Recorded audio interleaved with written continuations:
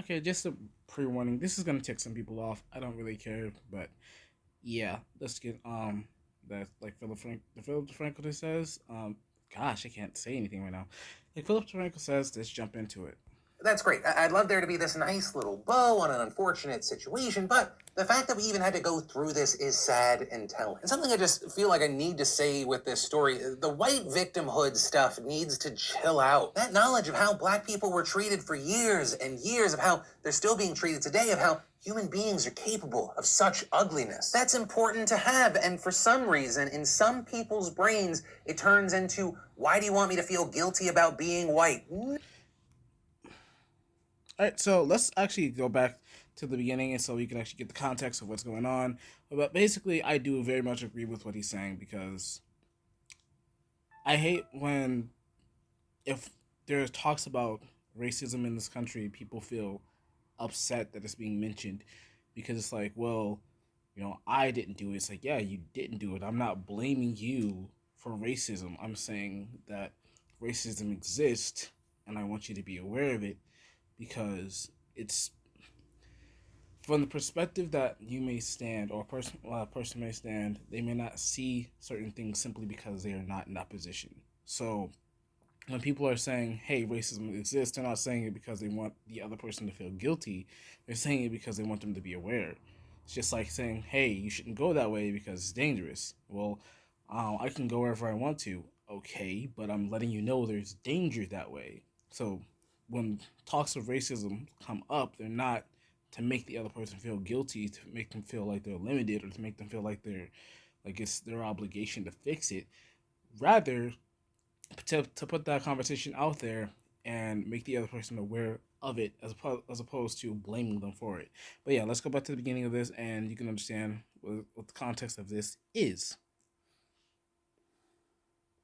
In the lesson. That then results goes is there's this charter school in Utah, and when they rolled out other individuals. And then, let's talk about Utah, but not all of Utah, but Utah. So the way the story goes is there's this charter school in Utah, and when they rolled out their Black History Month curriculum last week, there were a few parents that reached out to the school requesting that their child not participate in the lessons. That then resulted in a Facebook post Friday where the school's director said, reluctantly, I sent out a letter to our school community explaining that families are allowed to exercise their civil rights to not participate in Black History Month at the school. Parents were also sent an opt-out form that they could fill out if they wanted their children excused, with the school's director clarifying that he was saddened and disappointed by these requests, adding, we should not shield our children from the history of our nation, the mistreatment of its African American citizens, and the bravery of civil rights leaders, but should educate them about it. Also adding that as someone whose great-grandparents were sent to Japanese internment camps, he personally sees a lot of value in teaching our children about the mistreatment, challenges, and obstacles that people of color in our nation have had to endure and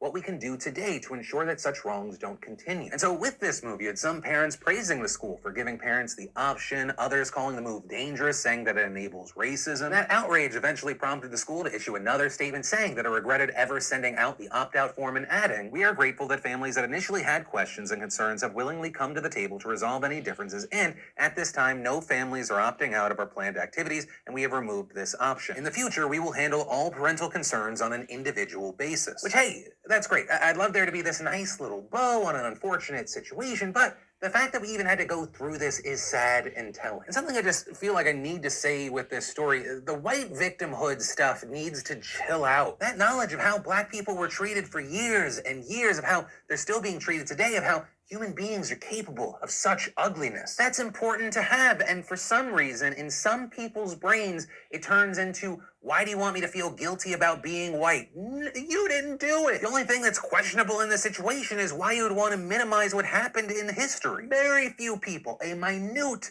amount of people, want you to feel guilty or bad for being white. And most people just want to say, hey, acknowledge privilege that you and your ancestors have had. And understand if things are not working out great for you, the last thing you want to hear is that you have some sort of advantage. But having done this for so long, I think I'm kind of just past the point of trying to coddle people because of their feelings when the reality of the situation is the reality of the situation. But that is where I'm going to leave that one. And then let's Now this is just my own personal take, but the one thing I am very curious about is I want I know that Philip DeFranco does like a lot of interviews.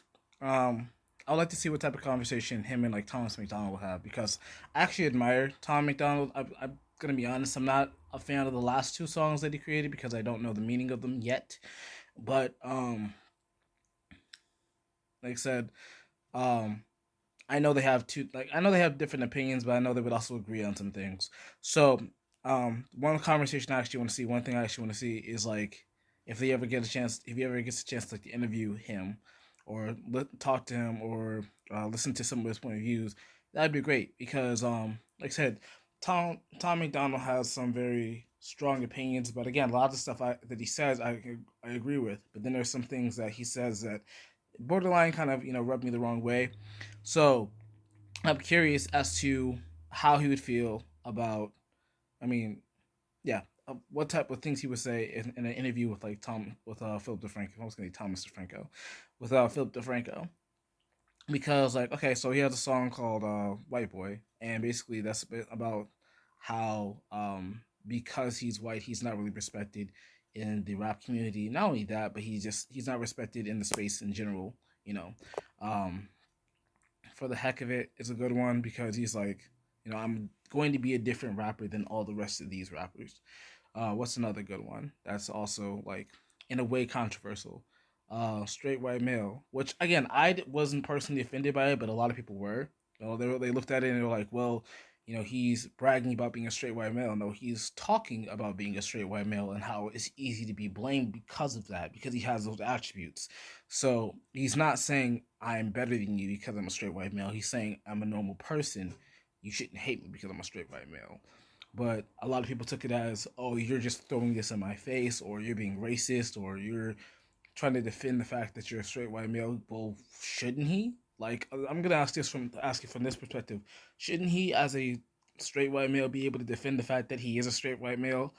Not every person who's a straight white male is evil, but there's a huge stigma that says that says a person who's straight, white, and male, they have so many privileges and they have all these advantages. Okay, yeah, they do have that, but that doesn't make them evil. It just means that hey, there's a society that might tend to or might give someone an advantage. Okay, but did they ask for that? Did they ask for those advantages or ask to look the way they did or be born the way they were?